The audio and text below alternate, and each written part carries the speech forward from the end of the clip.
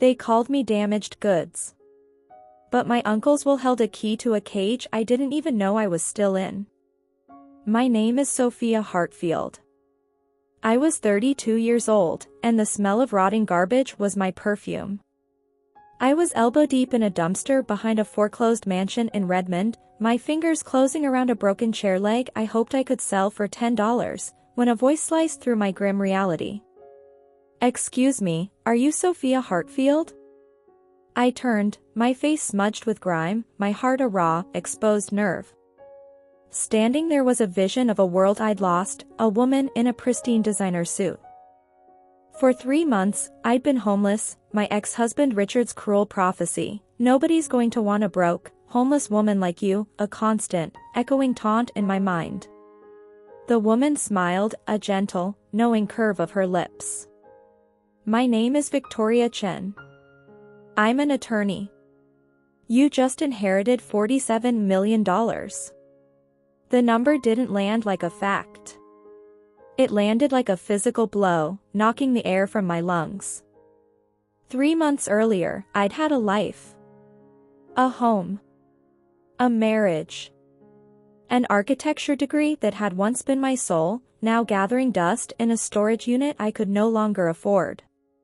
The memory was a fresh wound. I was 21, standing in the glow of my winning senior exhibition, a sustainable community center design. My uncle Theodore, the man who had raised me after my parents died, had beamed with a pride that felt like sunlight. "You're going to change the world, Sophia. Next year, you'll join my firm in New York. We'll make history together." Then Richard appeared.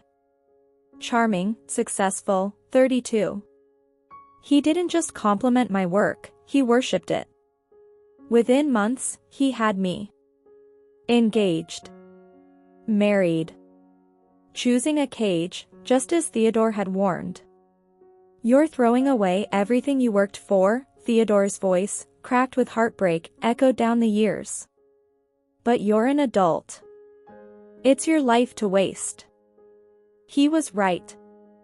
Richard's control was a slow-acting poison. He convinced me to postpone my career, then my licensing exam, then my freelance work. "Why stress yourself?" he'd croon, scheduling a trip whenever a deadline loomed. My spirit was systematically dismantled.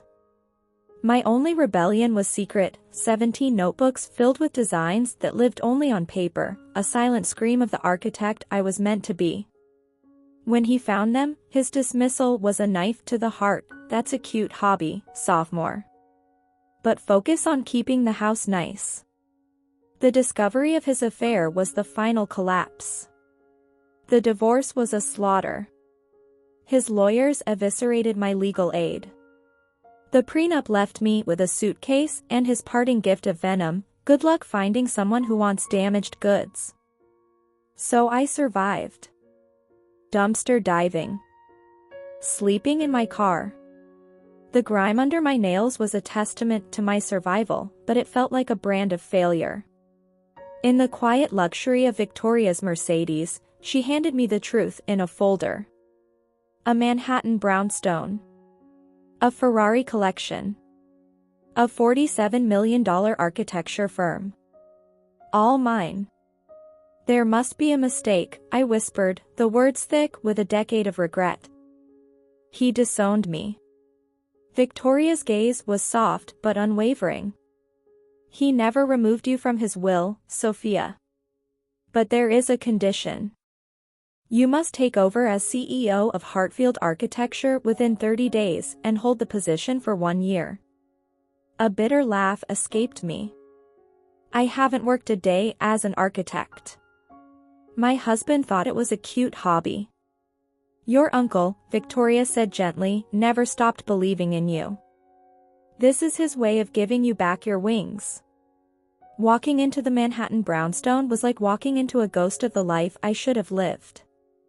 Margaret, the housekeeper from my youth, stood waiting, her eyes brimming with tears. "Welcome home, dear girl." She led me to the 5th floor, a breathtaking designer's studio, flooded with light. "He had this built for you 8 years ago," she said. "He said he was building an act of faith." And there, pinned to a bulletin board, yellowed but cherished, was my college exhibition sketch. He had kept it. All this time, he had kept a space for me in his world, even when I had erased myself from it. I touched the paper, and a decade of suppressed tears finally fell.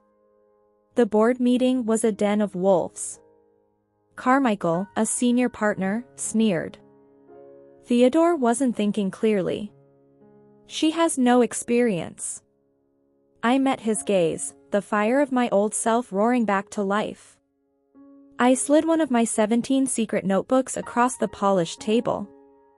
He was thinking perfectly clearly. He knew this firm needed a vision, not a relic.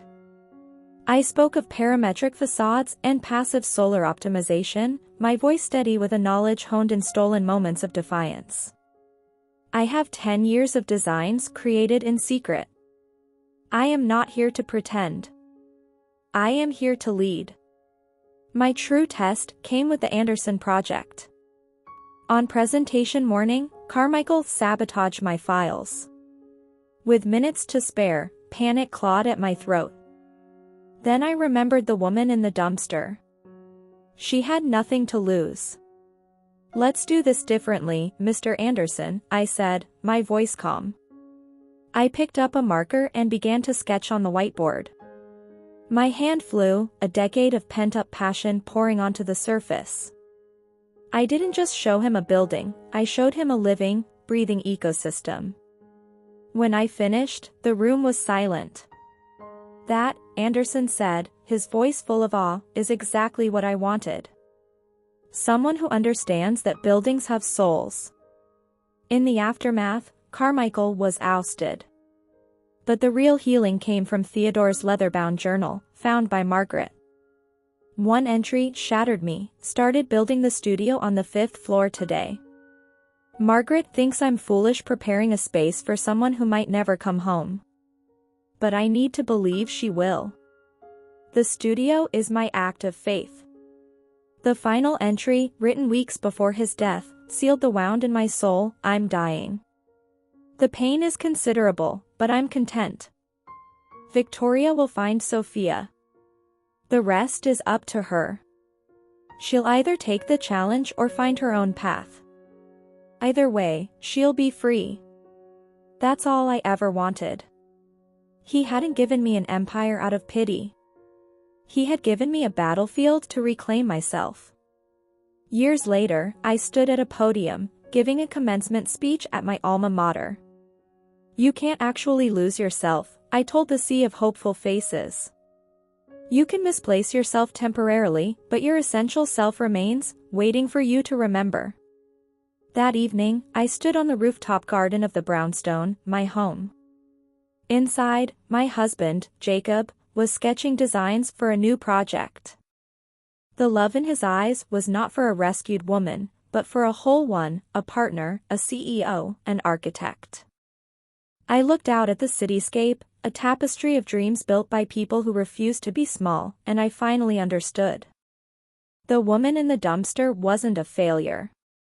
She was a phoenix, covered in ash, waiting for the right wind to remember how to fly.